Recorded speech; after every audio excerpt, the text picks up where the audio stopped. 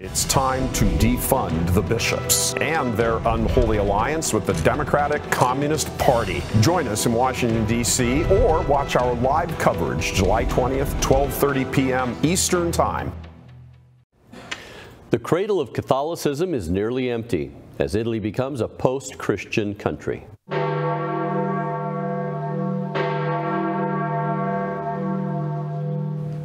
Join us with this rather dire news from the Eternal City Church Militant Rome correspondent, Dr. Jules Gomes.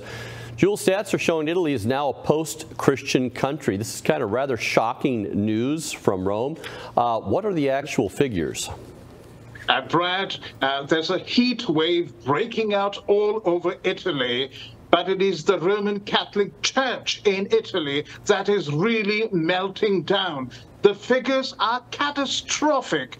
Only 13.8% of the entire population now go to church once a month or so, and most of these people are elderly people with a sprinkling of children and younger people. Moreover, 37% of Italians say they no longer believe in God. They classify themselves as either atheist or agnostic.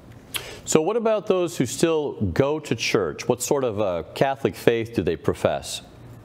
Now, remember, this news has just broken today, and it's been published by a very famous magazine, Il Timone, in English translated The Rudder, along with Euromedia research. However, this research backs up the research that was done by the Italian Episcopal Conference in 2021.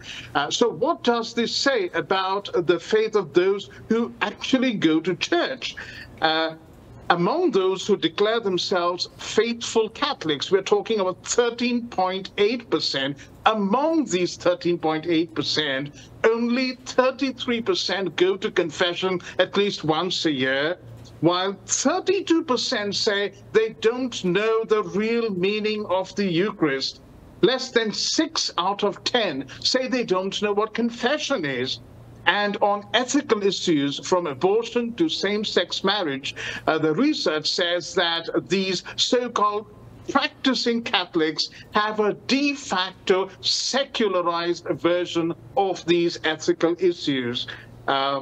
Interestingly, by the way, again, going back to the 2021 study done by the Italian Bishops' Conference on euthanasia, 62.7% Catholics are in favor, and only 20.4% are against euthanasia. 16.9% are uncertain. Indeed, the results are too shocking to take in, Brad.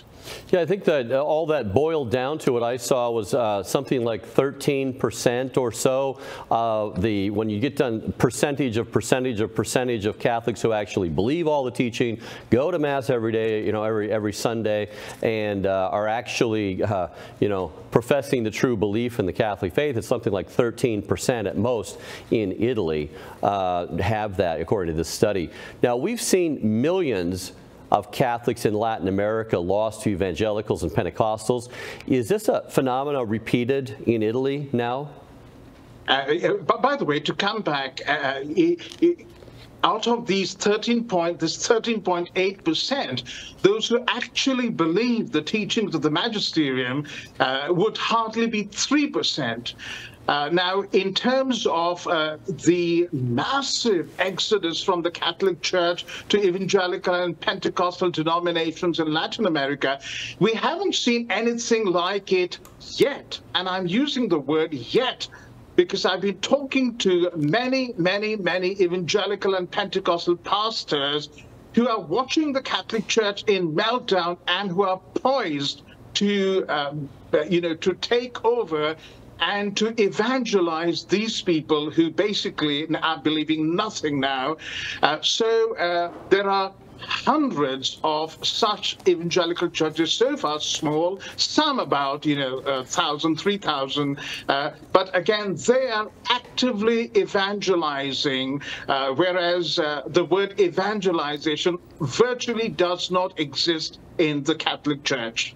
Jules, just before moving on here, to clarify then, what you're saying is, the point I'd like to highlight here is in Italy, as far as the Catholic faith goes, what you're saying is maybe 3% of Italians are actually believing the full teaching of the Catholic Church and living it according to the Catholic teaching. Is that what you're saying? Only 3% of Italians? Tragically, yes, Brad. That is what I'm saying. Wow. Absolutely. Okay. 3% of Italy can actually say they are authentically Catholic.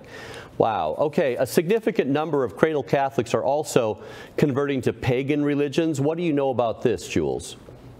Now, this has again come to me as a big shock, because when the Vatican, the Center for Interreligious Dialogue, or the Gregorian University or other major pontifical institutes in Rome have interfaith dialogues, and, for example, they choose to dialogue with Hindus and Buddhists, guess who are their interlocutors? These are not Hindus or Buddhists from India. These are Italian baptized Catholics who have converted to Hinduism and who are now themselves active missionaries for this pagan religion to their Italian brothers and sisters, and they are able to stand up to Catholic priests and theologians and explain very cogently why they chose Hinduism or Buddhism over their ancestral Catholic faiths.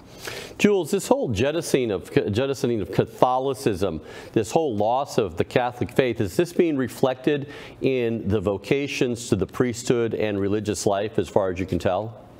Oh, that's very evident, Brad, because even in the furthest corners of Italy now, it's not surprising to see an Indian priest or an African priest or a Latin American priest who has come here, has learned Italian, a rather difficult language, and who is now ministering to the small remnant of elderly people in these far-flung areas. Of course, if I may add, culturally, lots of Italians would take part in First Communions and confirmation parties and that sort of thing, and celebrate festivals.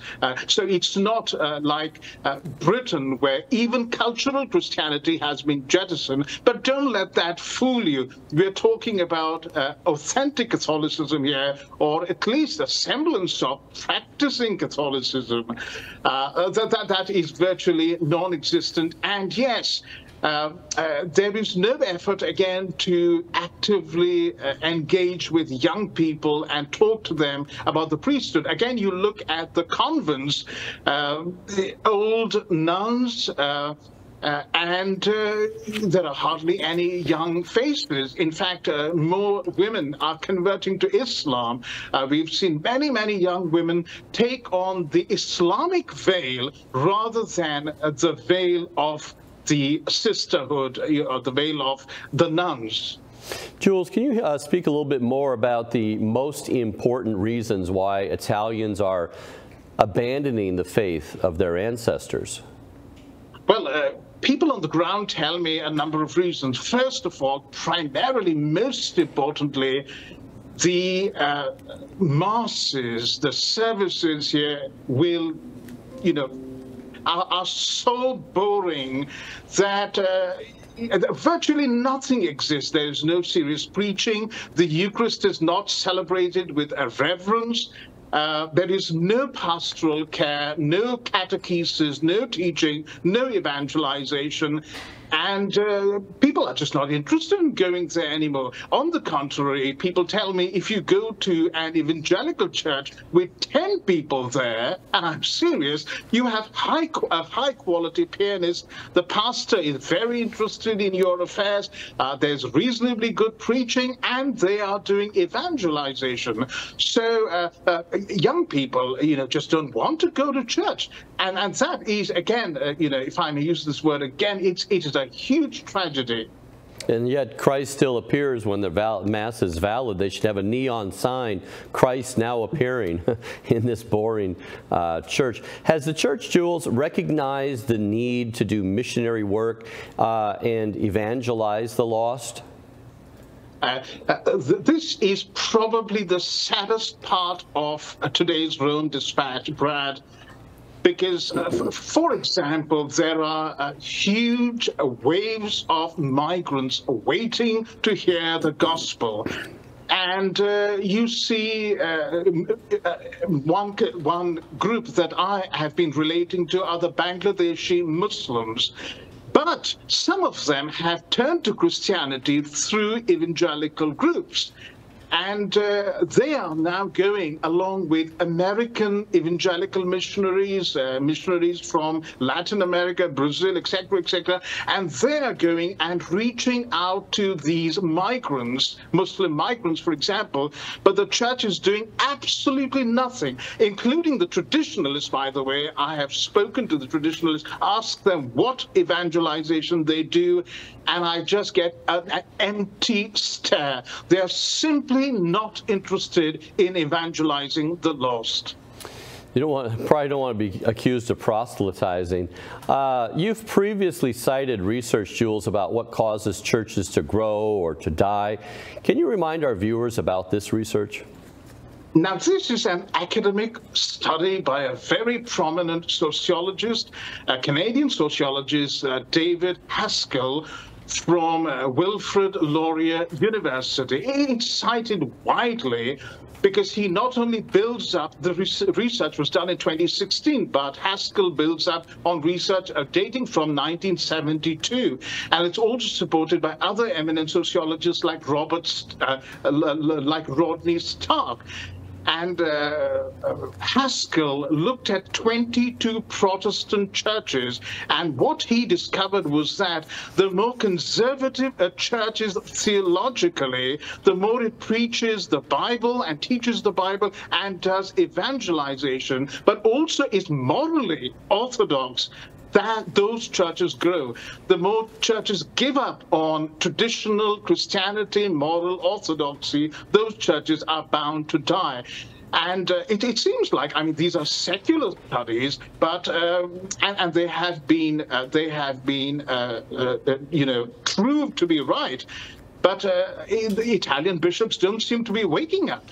Somebody should drop that truth bomb on the synod of the synodality when the bishops are gathering there, the bishops' synod, this in October.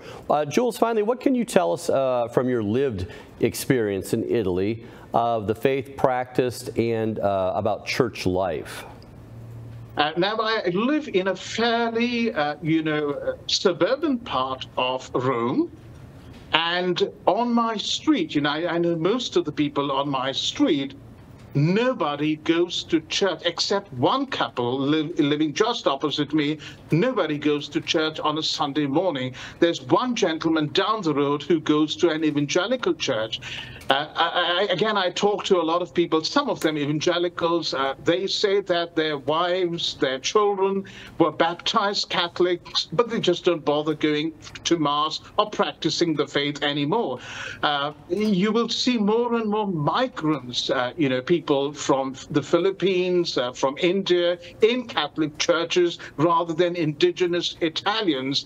And you will also see that, as I said, the ultra-boring Italian masses, if you go to, for example, a mass in an Indian language or in a Filipino, you will see, great hymn singing, wonderful fellowship, great preaching. So it's very strange. People who have migrated, or at least are expats here, are able to still hold to some sort of a robust Catholicism, which you simply don't find in parish churches. Well, our Lord never promised the Catholic faith would always shine brightly in every country of the world until the end of time. He did promise, however, the gates of hell shall not prevail over the Catholic Church, and that he would remain with his church all days, even to the consummation of the world. He still is that light that continues to shine in a rapidly darkening world. Jules, thank you so much for your sobering report and your insightful commentary. Thank you, Brad.